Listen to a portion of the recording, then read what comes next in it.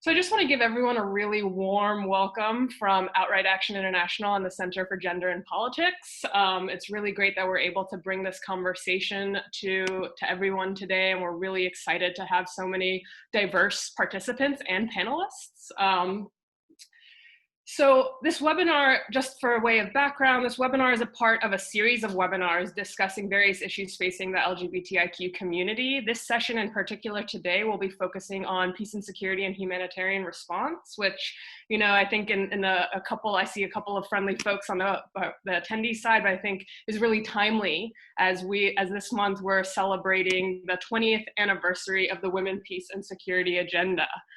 It should be noted, though, that after 20 years, unfortunately, we continue to experience a lack of inclusion of the experiences of LGBTIQ in complex settings in the discussions on WPS and humanitarian response. But thanks to the work of organizations and individuals like today's three incredible speakers, we know that LGBTI communities face exacerbated vulnerabilities during conflict and crises. And we're hoping that this discussion goes a long way towards, you know, addressing that gap and addressing the issue that it's undeniable that the continued exclusion of these experiences and voices at the table hinders our ability to fully realize the agenda and obtain sustainable and long-lasting peace.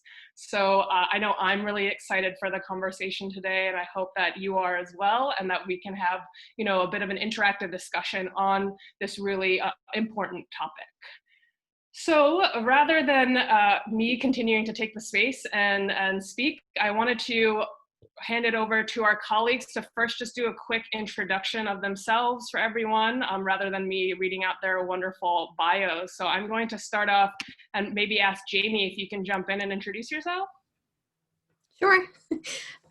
Thanks for introducing the event today and really organizing this fantastic and much needed conversation. I am Jamie Hagan, lecturer in international relations at Queen's University, Belfast, and the founding co-director of the Center for Gender and Politics. Amazing. Thank you, Jamie. Lucia? Thanks, Ahar, and thank you so much, everyone, for being here for this exciting conversation.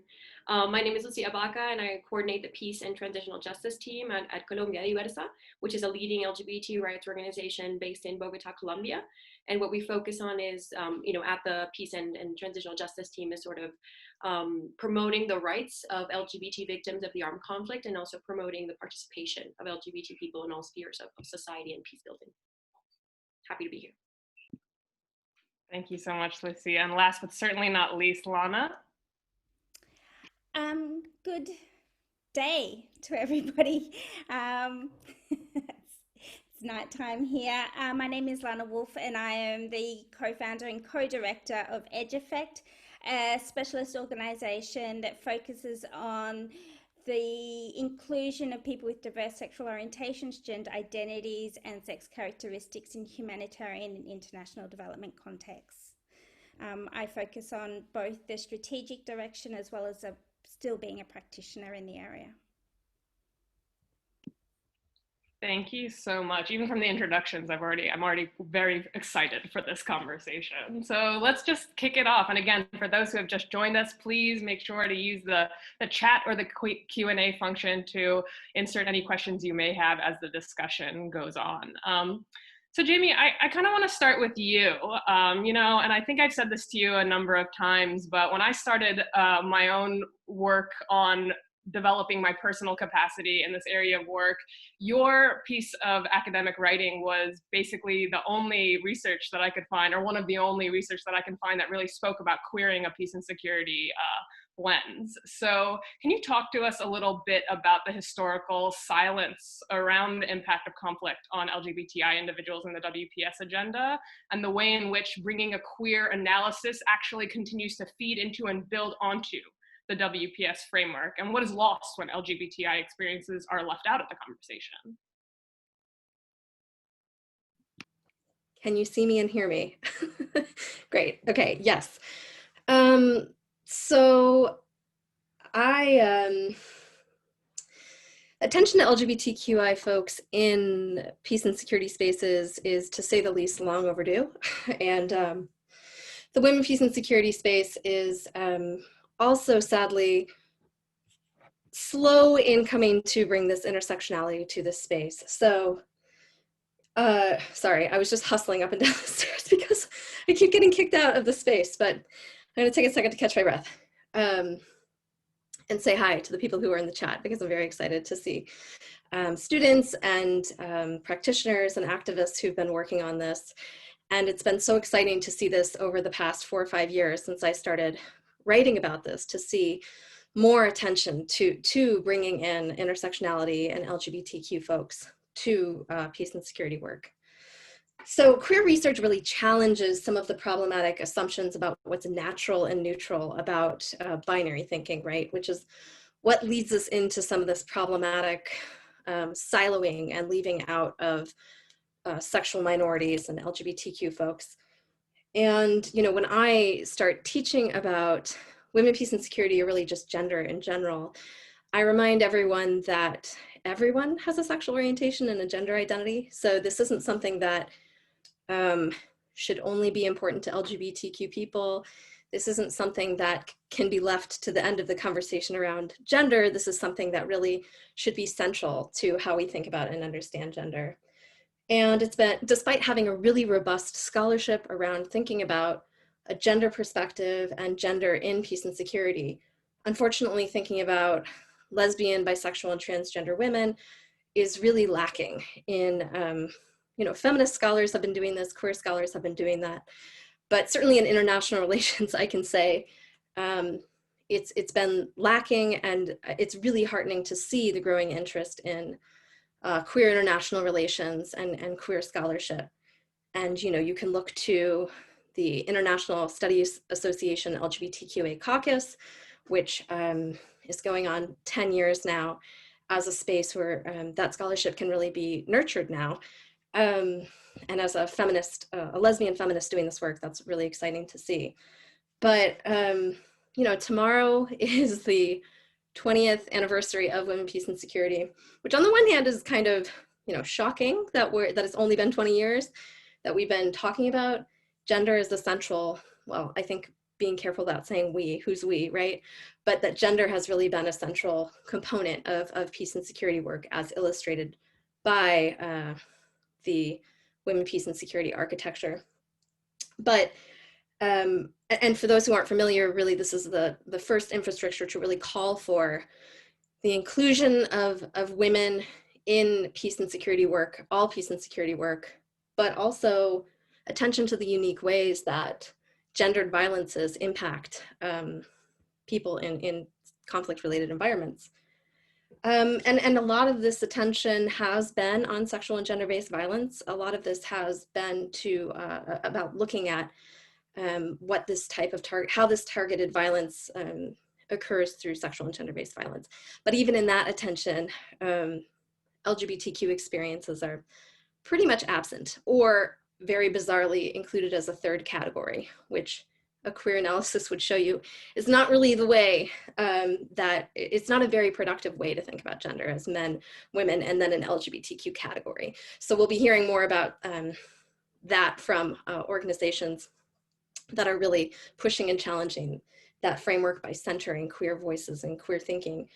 And I think at a time when we're having severe anti-gender backlash in the form of transphobic and homophobic violences, a restriction on access to abortion, and really a clampdown on LGBTQ spaces, it's really critical. It's really important that those spaces that are paying attention to gender, that are working for gender mainstreaming, that are working to include a gender perspective, do so in a way that's mindful of not just including LGBTQ folks, not just including queer organizing, but actually centering that organizing and thinking around gender.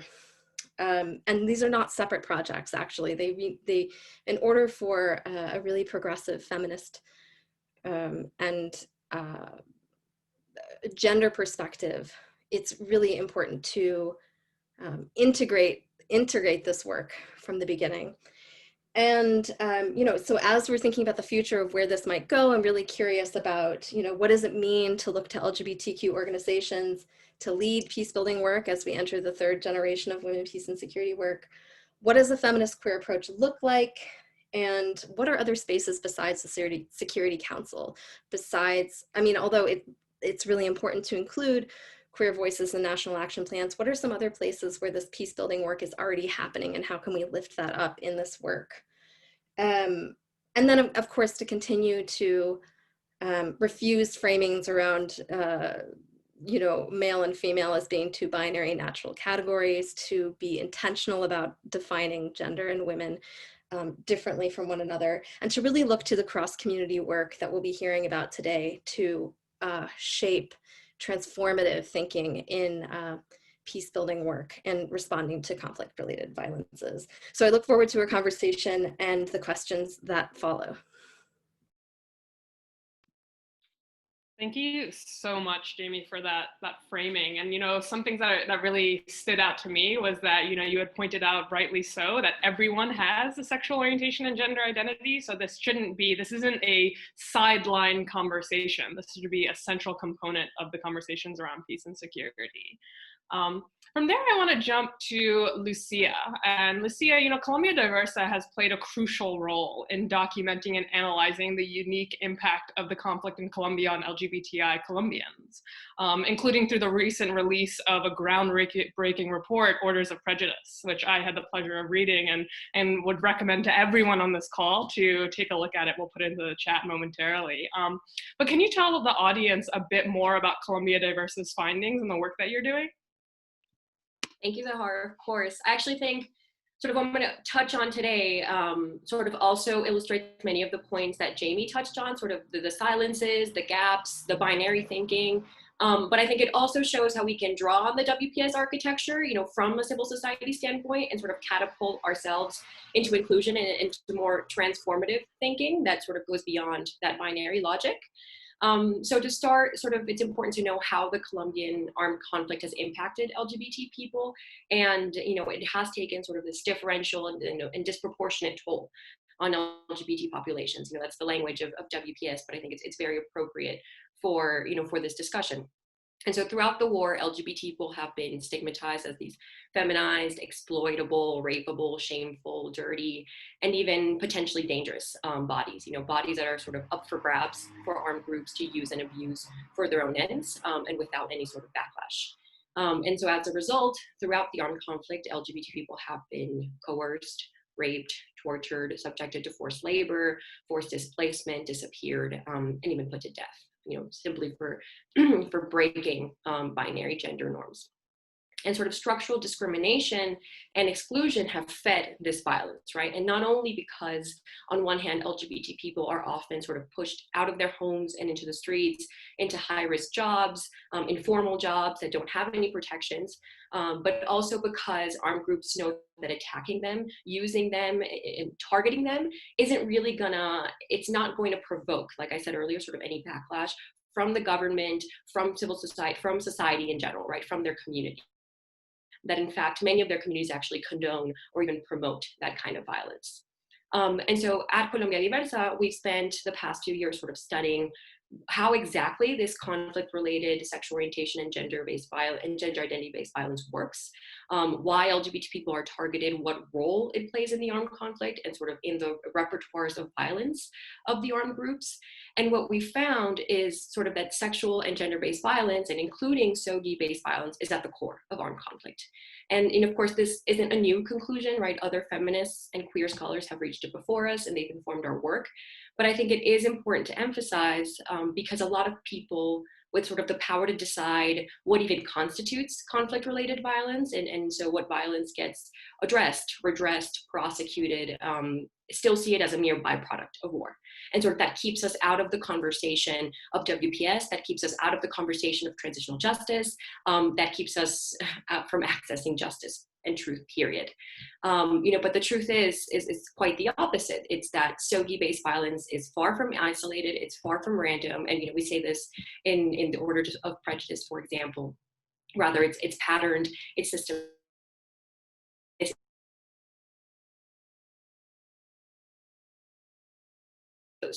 And we believe that it rises to the level of gender-based persecution, which is a crime against humanity under the Rome Statute. Thus far in Colombia, the WPS agenda has been crucial for drawing attention to this impact, right, and for helping to address it, as well as promoting LGBT people's participation in peace building.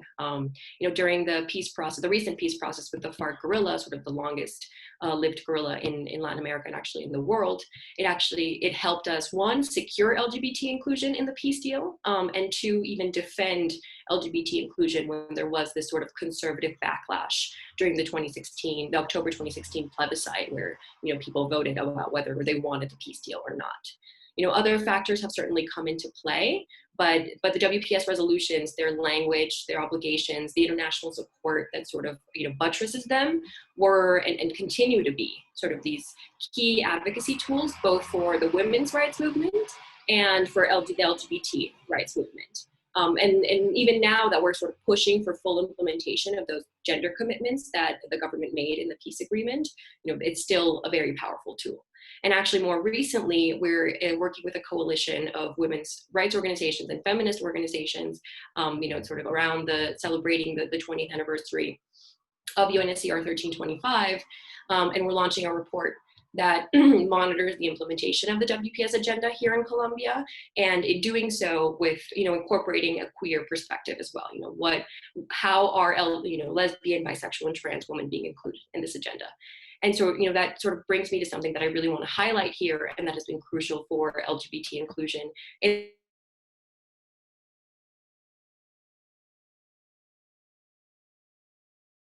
WPS agenda in the world.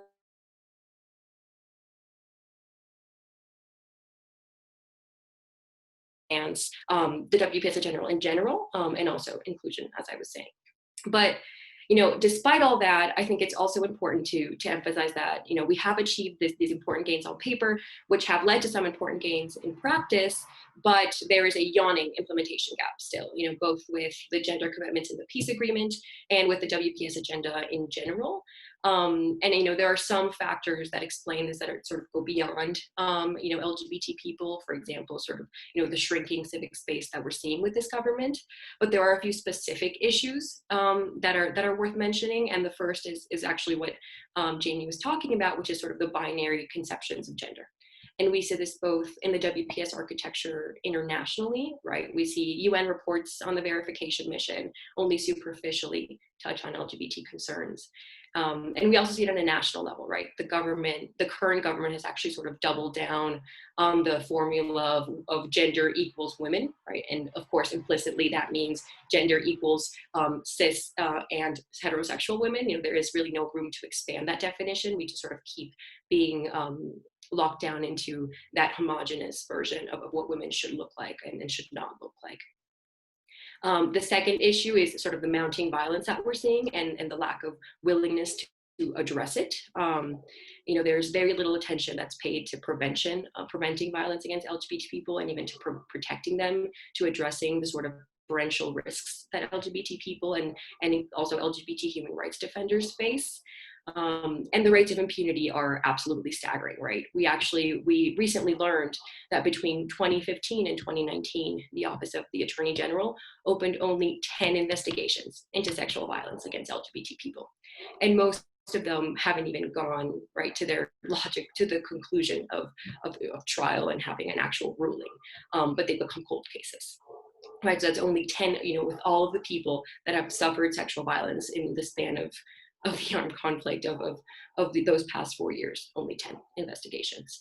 And even within the Special Jurisdiction for Peace, which is sort of the tribunal that was set up to judge all the crimes, the gravest and most representative crimes committed during the armed conflict, there is, which is our great hope, right now, there is still a huge risk of impunity for victims of SOGI-based violence, because they're still not taking it seriously.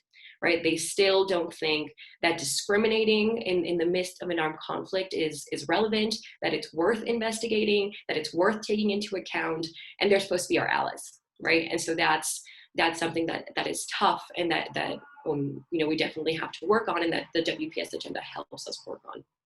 But that also shows its limits. And another thing that sort of has been a roadblock to the full implementation of both the inclusion in the peace agreement and also inclusion in the WPS agenda in general is sort of the government's anemic response to the pandemic, which I think is something that we can't lose sight of, especially right now. There has been really no effort to take into account how LGBT people have been suffering the pandemic, the exacerbated vulnerabilities that they've been facing, the fact that many, for example, LGBT victims who live in these like conflict embattled regions work in informal jobs and lost their main source of income during the pandemic. It's actually organizations like ours that have had to step up, and we know with the support of Outright, for example, to actually send over groceries so that they could actually put food on the table. And so that's something that obviously hinders their participation in peace building, and that hinders their participation in implementing the WPS agenda and sort of making it a reality. So, all of that said, I think, what's important is that to emphasize that there's still a lot of work to do to make the WPS agenda and the peace deal a reality for LGBT people in Colombia. In the past and right now, actually, civil society has been sort of the main driver of implementation. And of course, we're proud of the work we've done, and we're proud of the alliances we have with the women's rights movement. But it's not enough, right? We need more hands on deck. We need scholars and international NGOs who work on WPS to incorporate SOGI-based violence, to take it seriously. We need the government to make a real commitment to LGBT rights. We need the Security Council to promote LGBT inclusion in WPS programs and peace deals. Otherwise, we're going to continue having an incomplete picture of the gender dimensions of armed conflict and of armed conflict in general, right? There's this sort of tendency to think that violence against LGBT people sort of exists over here and the conflict exists over here, and it's not that related. But the truth is that if you don't understand how violence against LGBT people operates in an armed conflict, you're not really understanding in full the dynamics of that armed conflict. And that's what we've seen in our work. So, that hampers even our ability to understand and address root causes. And it also leads us to neglect an entire segment of the population who is facing this sort of differential and disproportionate impact. So in the interest of time, I'll stop here, but I'm happy to expand on any of these points during the Q&A. Thank you so much, Lucy. And I feel like there will definitely be more opportunities to expand on that. But a couple of things that I think are really important that you pulled out in your presentation was that, it's not just a coincidence that LGBTI individuals face violence during conflict. It's actually deliberate, and it's aided by the fact that there won't be backlash and would actually be well received by those that hold social prejudices against LGBTI communities. So I think that's really important. And that last point that you had just made, that this isn't just a side issue, that we really need to delve deep into this issue to really get a full sense of a conflict. So I think that's really helpful for the framing. So now I want to turn to you, Lana, about a vital pillar to this work, and we're kind of responding to some of the things that were said by Lucia and Jamie, and that's humanitarian response. Can you give the audience a bit of a background regarding the role humanitarian response plays in responding to crises, such as conflict, and the particular impact when it comes to the inclusion, or rather exclusion, of the particular needs of LGBTIQ communities? Yeah, first of all, I want to just say that I use the term diverse, so GS, or sexual orientation, gender identity, expression, and sex characteristics, because we think that it includes more of the diverse population. It includes cultural groups that don't really fit into the LGBTI. But I guess with the Women, Peace and Security agenda, a part of that agenda is around full and meaningful participation of women at all levels of post-conflict and post-disaster relief and recovery. But that really assumes that, women are receiving relief and recovery. And when we think about that, we have to ask the question, well, which women? Because queer women are women. And we really need to take a step and rethink gender, the way the traditional notions of gender have been really percolated in the humanitarian space. Gender is more than women. Both Jamie and Lucia did talk about binarism, which I'll talk about a little bit more. We don't do women very well, not just women with diverse sexualities or diverse gender histories, but also, for example, women with disabilities. And I guess our EdgeEffect's position around this is to first look at how that exclusion happens and what kinds of mechanisms are used. And we really come back to 4 very specific norms: heteronormativity, cisnormativity, gender binarism, and endosexism.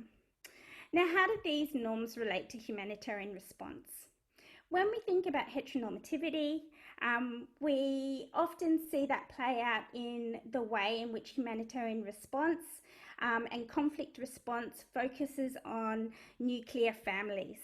And that might mean that an emergency shelter divides people up into families, but the way that that is done is around this idea that there's a mother, a father, and children, and they're in one little part of an emergency shelter. Or, for example, the way that food distribution happens, emergency food distribution after or during conflict or in recovery.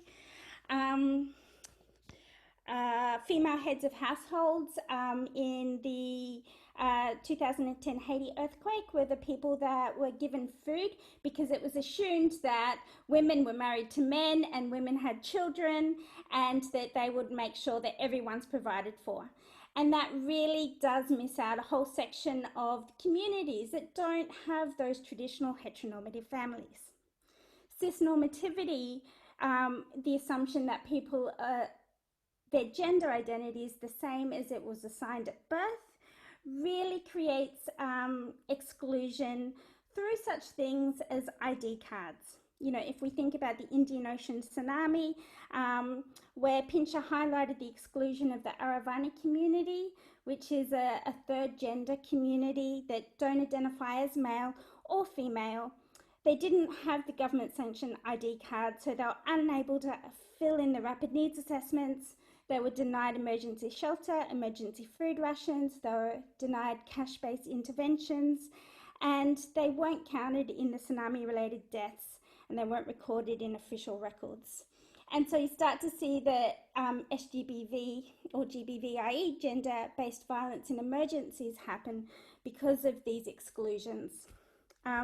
Gender binarism, as already really talked about, you know, an example of that was Cyclone Pam in Vanuatu, where there was 2 lines for food distribution, men's line and a women's line. And my going to Vanuatu and talking to people of diverse OGS, there was all sorts of reasons why they didn't line up.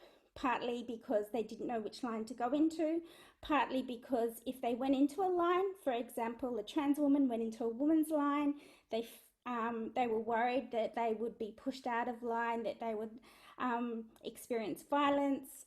Lesbian women weren't lining up because even though the women were lining up in the women's line, they had men to protect them. They would take along their husband or someone like that, and lesbian women didn't, some of them said they didn't have that kind of person in their life.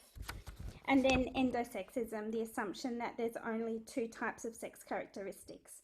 And an example of that is a trip to Cox's Bazar, doing training with Red R.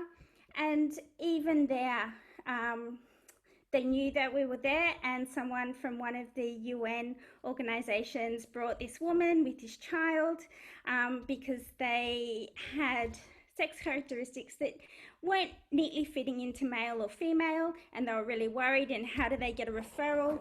How do they perform this surgery on this child to make them fit in?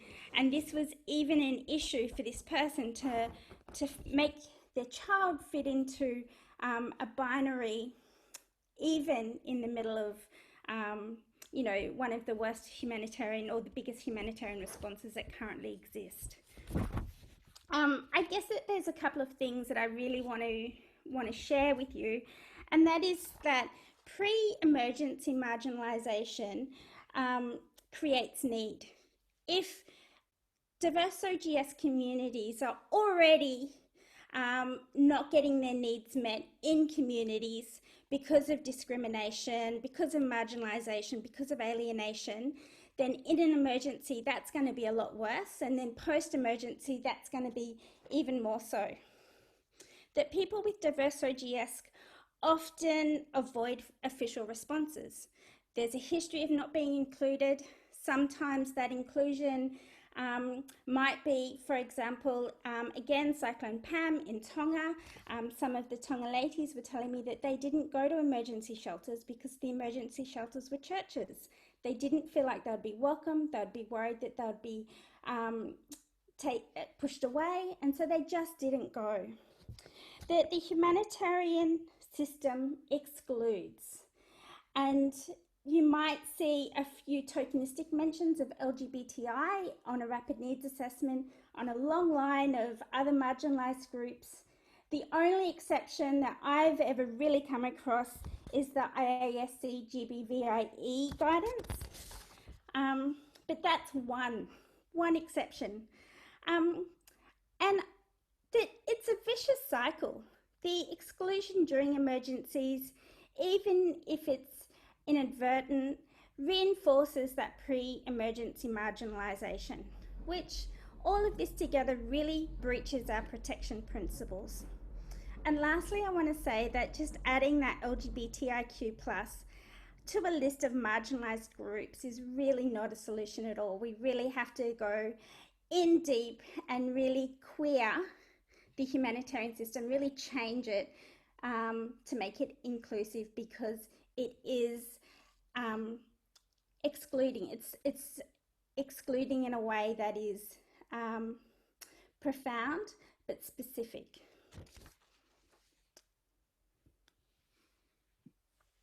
Thank you so much, Alana. I think that was a really important call there that you said. You know, it's not just about tokenistically adding in LGBTI in a listing or something like that. It's about really delving deep into the issue, and the fact that, you know, exclusion begins prior to conflict and is exacerbated during and absolutely after in the responses. So I think those were really important points. I see a couple of questions are coming in right now. So just wanted to remind attendees that are watching in, please do use the Q&A or the chat function to ask any questions that have come about. But I also want to give maybe a couple of minutes to our presenters if there's any type of response or question that they want to hold for the other presenters as well, so that we can have that kind of organic conversation. So I'm going to welcome in any of our presenters, Lucia, Alana, or Jamie, if you have anything that you would want to add, or we can just jump into the Q&A.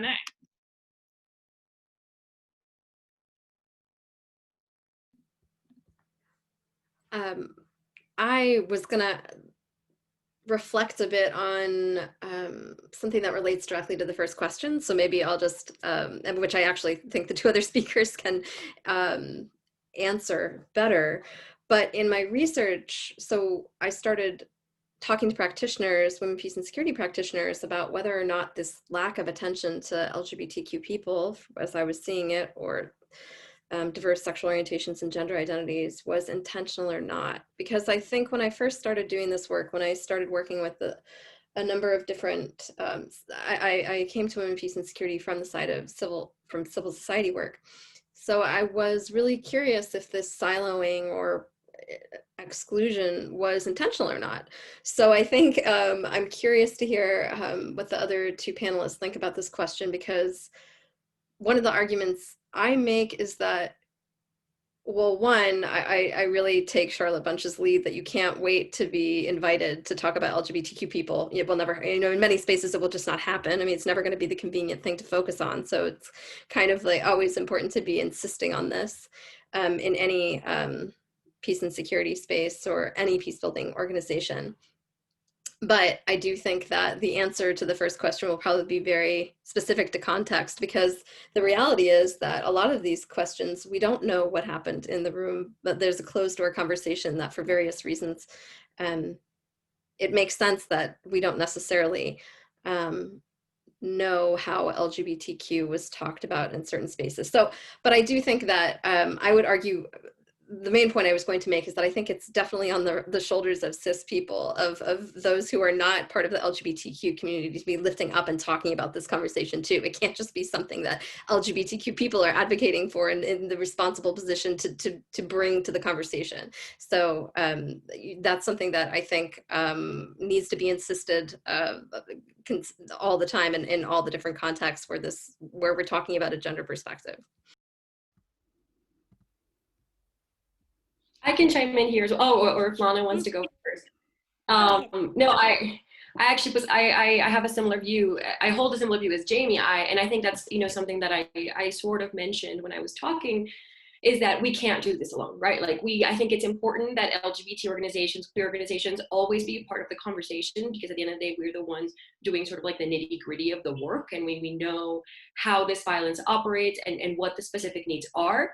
But if other people don't join us in this fight, it's going to be a very hard struggle, right? That's why we need organizations with sort of like a broader mandate on peace building to actually do this work, to push for LGBT inclusion. And that's why something that I was saying is that for us, it's been the women's rights movement support has been crucial, right? I'll give a quick example. When the plebiscite in October of 2016, basically rejected the peace deal, or most Colombians voted no, they voted against the peace agreement. And one of the reasons that they voted no was because there was a lot of misinformation around what the gender approach in the peace deal was. And what some people were saying, or they were instrumentalizing LGBT rights, and they were drumming up fear against LGBT people. They were saying things like, this is going to make all of our kids gay. Right, the agendas included in this agreement is going to turn all of the children in Colombia gay, and people were genuinely scared of that prospect. And obviously, not only is that hateful rhetoric that feeds violence, but it was also surprisingly difficult to sort of push back against all of that misinformation.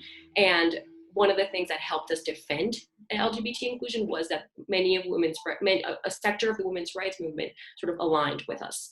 And said, we are going to keep pushing for an LGBT inclusive gender approach in this peace agreement. And so I think it's vital that we work across different organizations, across different types, not just like civil society organizations, but also, governments, international NGOs. I think that's absolutely crucial.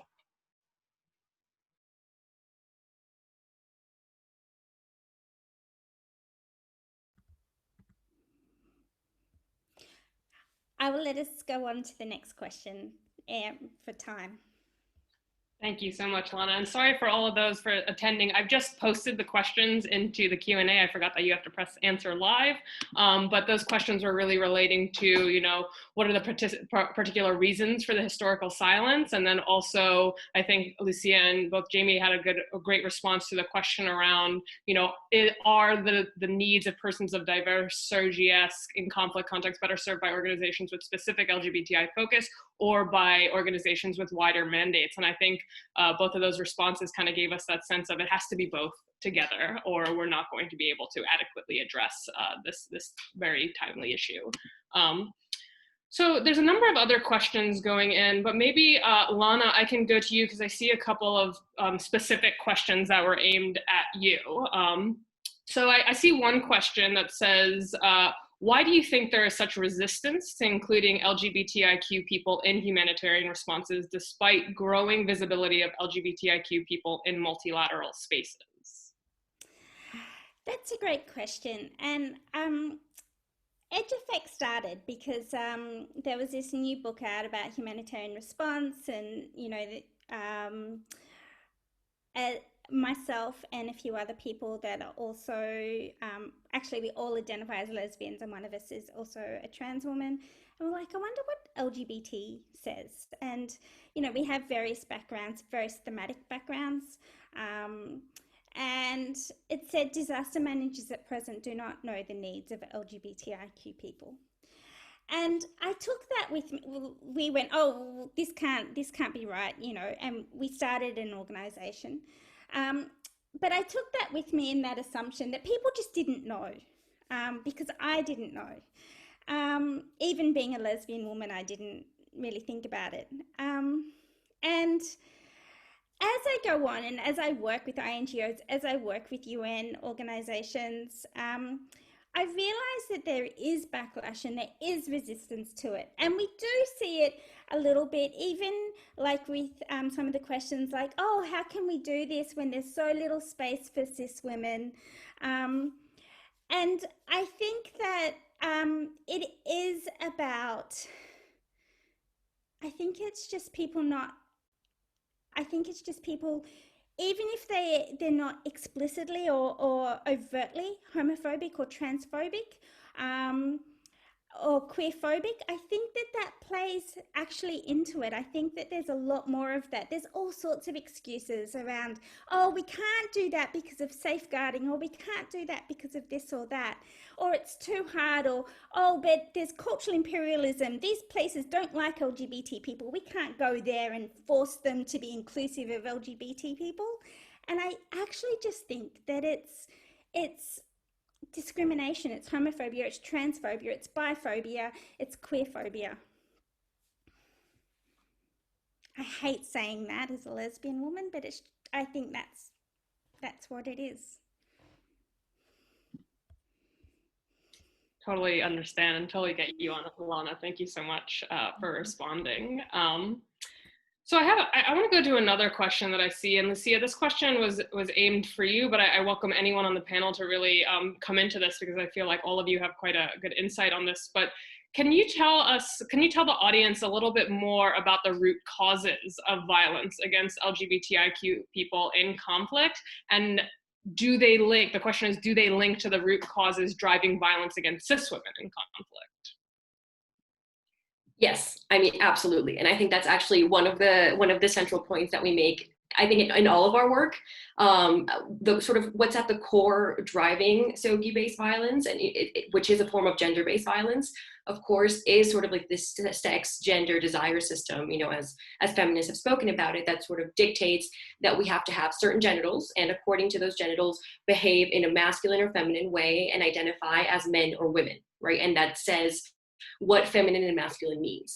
All of the assumptions sort of underpinning that system are essentially were at the core what drive violence against LGBT people, because one, they're pre-existing before the conflict, but when they when they start sort of enter into contact with the armed conflict, they feed those dynamics. They inform our armed groups' ideologies. They inform their strategies.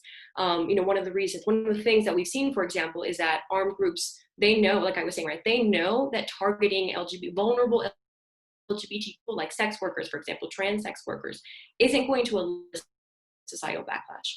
And so that they can, for example, cleanse those people from territories and sort of use it to make violence, but increase people's levels of tolerance toward violence, so that then they can murder other people who are more high profile, so to speak, sort of social leaders and human rights activists who are actually harmful to their armed projects or to their illegal economies and such. And so you have this sort of system of assumptions that sort of dictates how we're supposed to behave and how we're supposed to look and act. And that is instrumentalized by armed groups. That is what armed groups draw on to exercise control in different territories. And that is what armed groups, and it's also baked into their ideology, right? It's baked into the way they see people. For the FARC, for example, which is a leftist guerrilla, one of the things that we found is that many of them actually saw homosexuality as a product of capitalist decay, right? So it didn't fit into the sort of society that they were trying to create. And in one of the territories that we did research, one of the things that they did was that they would go to families who had effeminate children, because they were like young boys who they were targeting, and they would put them to work on the fields, to clear fields with machetes, so that they could sort of become real men. Stop being so effeminate and sort of become the rustic, hardworking men of the countryside who they needed them to be in order to contribute to creating the society that the FARC wanted to bring into being. And so it is that, and that same system is also what informs violence against cis women, heterosexual women, because it also dictates how they're supposed to behave or not behave. whether they're supposed to speak out or not speak out, how they're supposed to occupy public space or not occupy public space. And so while it's different, and I think it's important to recognize sort of the differences, the core of it is the same system of rules and regulations that wants to police our bodies. Thank you so much for breaking that down. I think it's really important to be able to make that link, but also see how the particular impacts are on LGBTI folks or those with diverse SOGS. Jamie, I want to bring you in for a question that I think a number of people have asked, or I see that a number of people have asked in our Q&A. But there's a question that has been asked about what are the potentials of inclusion within the existing WPS framework, or whether it's time to move on to a new framing or conversation about gender and security. So I'm wondering if you can, just come in on that really easy question. Yeah, it's not like it keeps me up at night. Absolutely. I also wanted to expand on the previous question about, why are LGBTQ folks being excluded? And I think a big point about this too is it's really too easy to get away with saying that there aren't queer people there. Program directors, people who are speaking about states can still make claims about LGBTQ communities not existing. And, certainly with my researcher hat on, that's something that constantly needs to be refused, right? First of all, just because there's not information and there's not reporting and there's not scholarship about it, there are people who are doing that. And it's really important to continue to highlight that work. And I guess I would just, it's a lot of work to constantly refuse and to push back against the effort to invisibilize queer communities in certain spaces, because and part of the frustration has been that this has happened by those who are doing really important work to include a gender perspective. So, to be totally honest about that, that happens and continues to happen, and that is very frustrating and challenging. So, that's homophobia and transphobia and queerphobia, but that's also a call for those organizations that are including a gender perspective to be very intentional about, if you don't have information about that, if you don't know what to do, you need to reach out to those who do, right? It's no longer okay to be making claims we don't know. We don't know how to serve. We don't know what the humanitarian emergency needs are of queer communities. Okay, welcome to our panel. Let's build these connections so that this no longer is like a blank space or like a paragraph at the end of a document, right?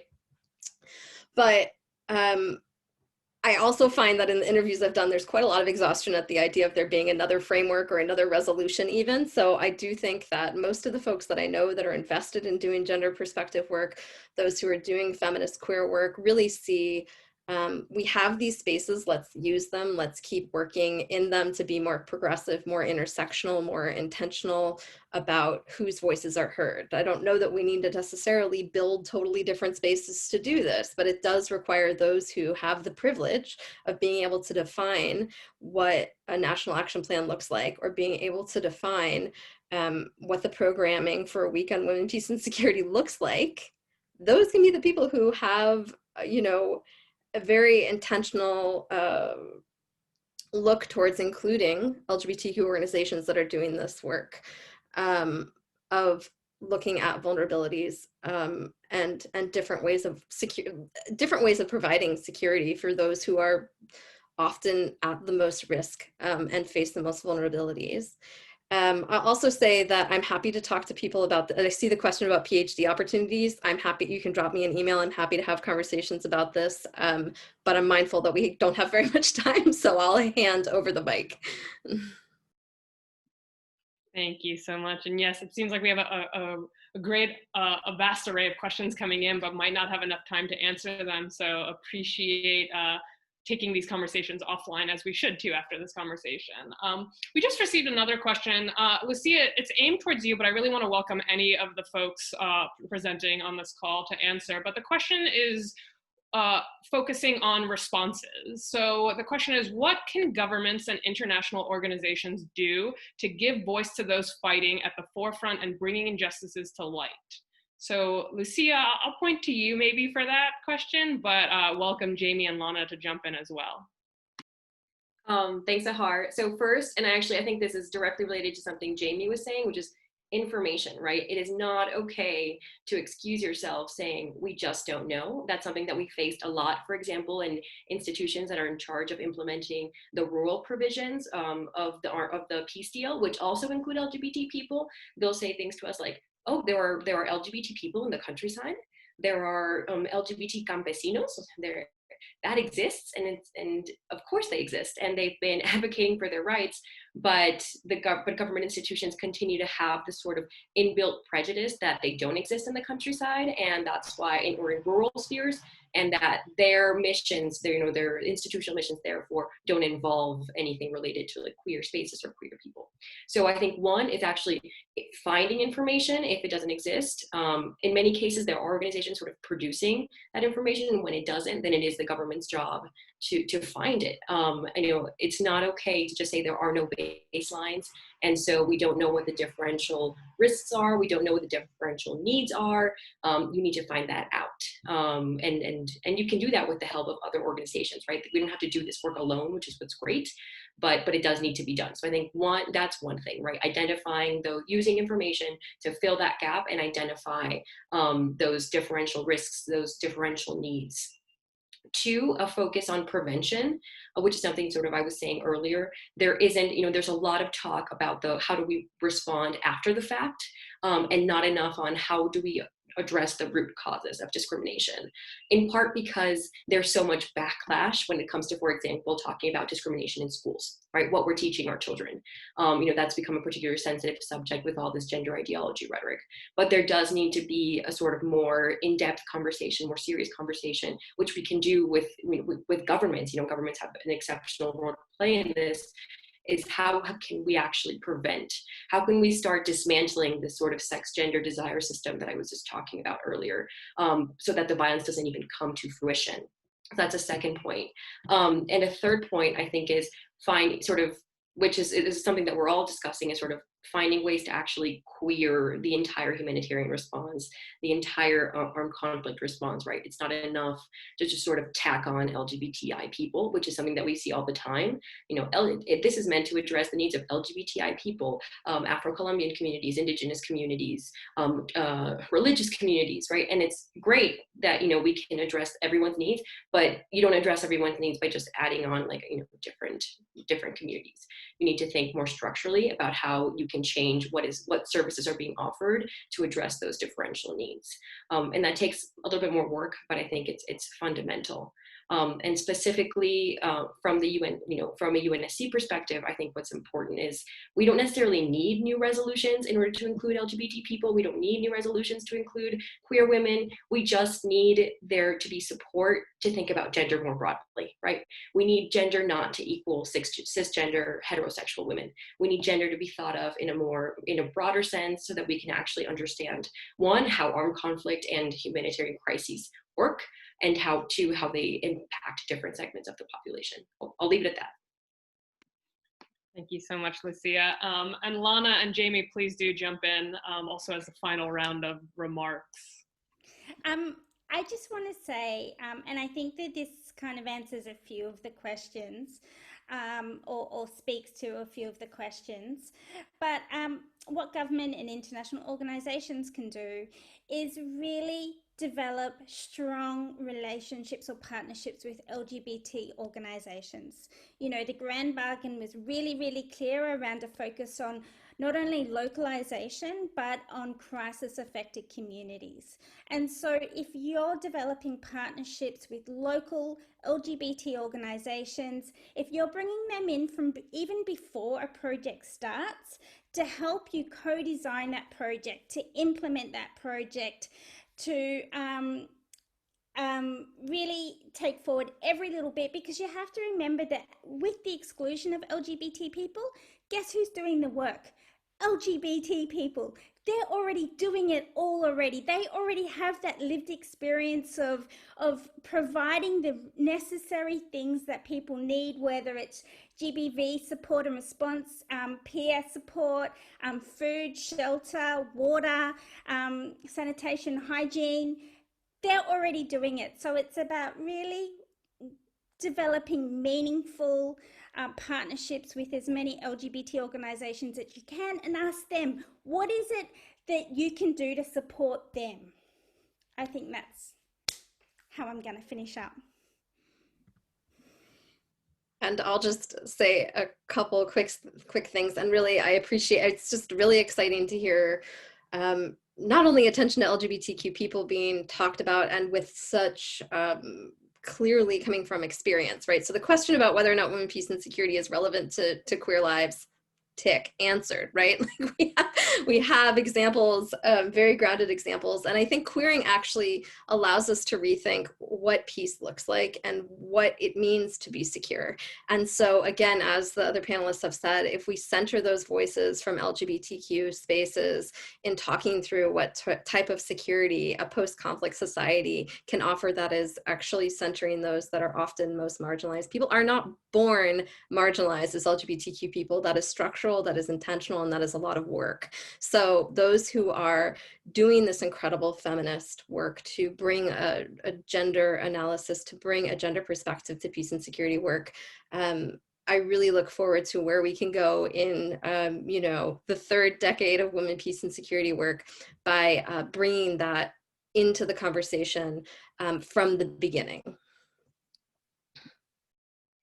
Thank you so much to all of you, Lucia, Lana, and Jamie, for this wonderful conversation. I know that I had such an amazing time moderating it and getting to hear your insights, and I hope that everyone tuning in on the participants or attendees angle did. So we're coming into the end of the discussion. I want to just, you know, reiterate to everyone that this is not the end of this discussion. I know that there's a couple of people there's a couple people that had sent the requests for information, so please do follow up either directly with us at Outright or with the panelists themselves, and we will have more discussions on this and more outward and public-facing discussions on this, so please do stay tuned. And before you jump off, I'm going to ask you just very quickly, we're about to launch, a colleague of mine is about to launch a poll within this webinar just to get some quick feedback so that we know, where we can go next and what other conversations we can have. So if you can just, before logging off, if you can just, I think it's just popped up for you, if you can fill out this poll, that would be greatly appreciated. And again, I just want to say thank you again to our amazing speakers and for everyone who took the time out to come and ask questions and participate and just listen. And please do keep an eye out for any subsequent, we'll be having weekly webinars through the end of the year, and then most likely the beginning of next year too. And I know that I'll be pushing for more peace and security conversations because this was just great. And